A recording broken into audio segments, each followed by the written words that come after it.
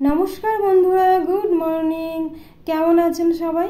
আমি সুপর্ণা, আর আমার নতুন আরও একটি ভিডিওতে আপনাদের অনেক অনেক ওয়েলকাম জানিয়ে আজকের ভিডিওটি শুরু করলাম। আশা রাখছি আপনারা প্রত্যেকেই খুব ভালো আছেন। আজকে বুধবারের সকাল জানেন, আর এখন ওই সকাল 7টা মতো বাজে। আর আজকে ঘুম থেকে উঠতে না একটু দেরি হয়ে গেছিলো, প্রায় 6:30 মতো বেজে গিয়েছিল। তো ঘুম থেকে উঠে তাড়াহুড়ো করে কোনো রকমে একটু ঘরটা ঝাড়ু দিয়ে নিয়েছি। আর তারপরে এই যে বাসি নাইটিটা চেঞ্জ করে নিয়েই চলে এসেছি রান্নাঘরে। ওর বাবার আজকে একটু বেরোবার তাড়া আছে, সেই জন্য আর অন্য কোনো কাজ না করে তাড়াতাড়ি করে রান্নাঘরেই চলে আসলাম। এসে তো দেখলেনি একটু পরোটা করে নিলাম, তবে একটু আলু ভেজে দেবো বলেছিলাম জানেন, কিন্তু একেবারেই হাতে সময় নেই, তাড়াহুড়ো করছে, সেই জন্য এই যে বললো চা দিয়েই পরোটা খেয়ে নেবে। তো এদিকে চাও করে নিলাম আর দুধটাও গরম বসিয়ে নিয়েছিলাম। ওইদিকে চাটাগুলো খেয়ে না এই গরমের মধ্যে তো সেই জন্য আবার একটু গায়ে জল ঢেলে নিলাম। আপনাদেরকে তো বললামই সকালবেলা তাড়াহুড়ো করে কোনো রকমে ওই বাসি নাইটিটা চেঞ্জ করেই ঢুকে গেছিলাম রান্নাঘরে, সেই জন্য না আর গা হাত পাগুলো ধোয়া হয়নি। তো এখন এই যে ফ্রেশ হয়ে নিয়েছি, তারপরে এই যে চলে আসলাম ছোটো ঘরে। ছোটো ঘরটা ভালো করে গুছিয়ে নিলাম, বেড কভারটা। আর আজকে না জানালাটা একটু খুলে রাখলাম, সকালবেলার দিকটা তো বেশ সুন্দর হাওয়া দিচ্ছে, ওই জন্য ভাবলাম একটু খোলা থাক, পরে এসে বেলার দিকে আবার বন্ধ করে দেবো। তো এদিকে বিছানাপত্র গুছিয়ে নিয়ে আর এই যে এই ওয়াল শেলফটাও না অনেক দিন হলো পরিষ্কার করা হয়নি, তাই ওটাও একটু হাত ঝাড়া করে নিলাম। তারপরে এই যে চলে আসলাম ডাইনিং রুমে। এখানেও অল্প যে সমস্ত টুকিটাকি জিনিসপত্রগুলো আছে এগুলোকেও হালকা করে মুছে নেব।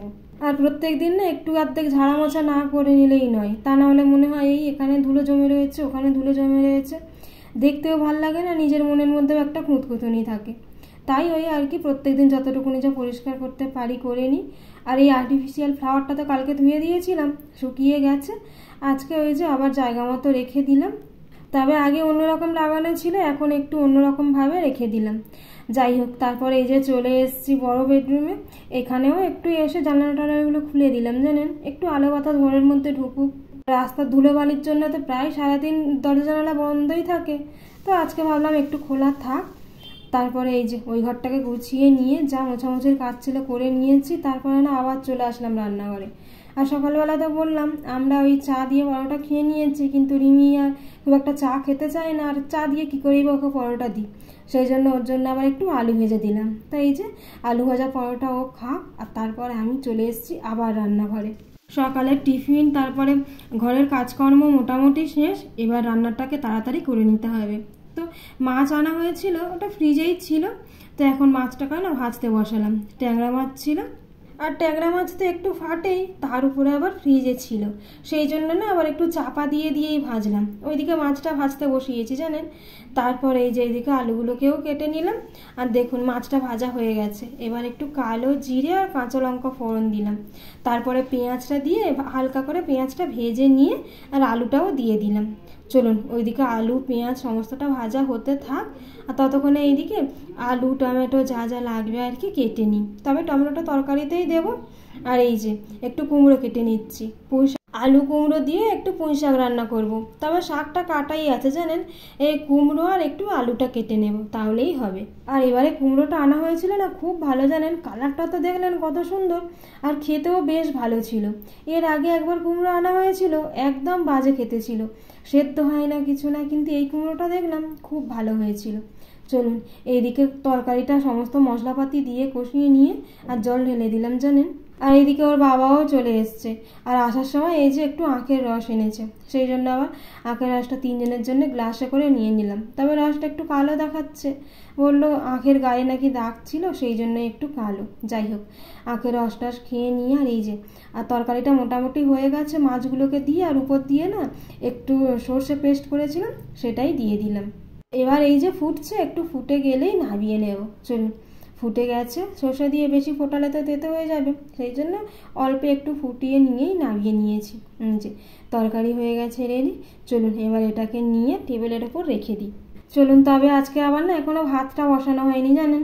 এই এবারে একদিকে চচ্চড়িটা বসিয়ে দিয়ে তারপরে একদিকে ভাত বসাবো। তো এই যে তেল দিয়ে কুমড়ো পুঁই শাকটা করার জন্য একটু 5 ফোড়ন দিলাম। তারপরে আলু কুমড়োটাকে ভালো করে ভেজে নিয়েছি, একটু লঙ্কার গুঁড়ো, একটু হলুদ গুঁড়ো দিলাম, একটু জিরের গুঁড়ো দিয়েছি, তারপরে নুন চিনি দিয়ে আর এই যে ভালো করে মশলাটাকে কষিয়ে নিয়ে তারপরে শাকটাও দিয়ে দিলাম। আর এই যে ওইদিকে শাকের সমস্তটা দিয়ে চাপা দিয়ে বসিয়েছি, আর আরেকদিকে ভাতটাও তো বসিয়ে দিলাম। এবারেই মাঝে মাঝে শাকটাকে একটু নাড়াচাড়া করে দিতে হবে, তাহলেই হবে। তো এইদিকে শাক ভাত হচ্ছে, আর এইদিকে আমি এই যে বেসিনে কিছু রান্না করতে করতে বাসনপত্র জমেছিল, এইগুলোকে এবার মেজে দিয়ে পরিষ্কার করে নিচ্ছি। চলুন বাসন টাসন বেজে নিয়ে বেসিনটা খালি করে দিয়েছি। এই রান্না করতে করতে না বেসিনের উপরে বাসন জমে থাকলে কাজের দেখবেন বড্ড অসুবিধা হয়, সেই জন্য বেসিনপত্র খালি থাকলে কাজ করতেও সুবিধা হয় রান্নাঘরে। যাই হোক, এদিকে শাকটাও হয়ে গেছে, নামিয়ে নিলাম। আর এই যে ভাতও হয়ে গেছে জানেন। তারপরে রান্নাঘর এবার পরিষ্কার করে নেওয়ার পালা। রান্নার পরে যা টুকিটাকি বাসনপত্র জমেছিল সেগুলোও সমস্তটা মেজে দিয়ে নিয়েছি, ওভেন টোভেনও পরিষ্কার করে নিয়ে, আর দেখলেন তো বেসিনটা পরিষ্কার করে নিয়েছি। তারপরে এই যে স্নান টান করে ঠাকুরের পুজোটাও দিয়ে নিলাম। আর এই গাছটাতেও দিলাম, একদম জল শুকিয়ে গেছে, তো গাছে জল দিয়ে আর এই যে দুপুরের খাবারটাও নিয়ে নিয়েছি। পুঁই শাক চচ্চড়ি, গরম গরম ভাত আর ট্যাংরা মাছের আলু দিয়ে ঝোল, একটু আম ছিল কেটে নিয়েছি, আর সঙ্গে একটা লেবু নিয়েছি। ব্যাস এই ছিল আজকে আমাদের দুপুরের খাবার। তারপরে এখন হয়ে গেছে সন্ধে।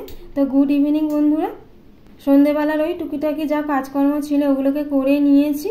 তারপরে এই যে এখন সন্ধ্যের চাটাও করে নিলাম। আমরা দুবেলায় চা খাই জানেন। সন্ধ্যেবেলা চায়ের সঙ্গে কোনোদিন বিস্কিট, কোনোদিন সিঙ্গারা বা কোনোদিন আলুর চপটপ এই সমস্তগুলো আনা হয়। তো আজকে বিস্কিট দিয়ে চা খেয়েছি। এইদিকে চাটাগুলো খেয়ে নিয়ে আর এই যে এবার টুকিটাকি যা সমস্ত কাজকর্মগুলো আছে এগুলো আস্তে আস্তে করে নেব। আর এই ডিসপেন্সারগুলো তো আগের দিনে আপনাদেরকে দেখিয়েছি যে কিনেছি অনলাইন থেকে, বেশ ভালো হয়েছে জানেন।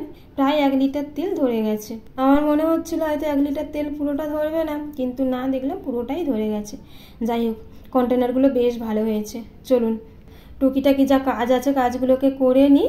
আর কাজ করতে করতে ভিডিওটা আজ তাহলে এখানেই শেষ করব।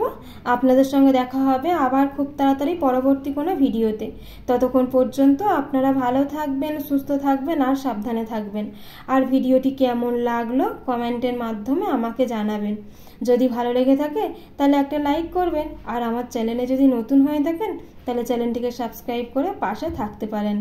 চলুন দেখা হচ্ছে খুব তাড়াতাড়ি পরবর্তী ভিডিওতে। ততক্ষণের জন্য টাটা।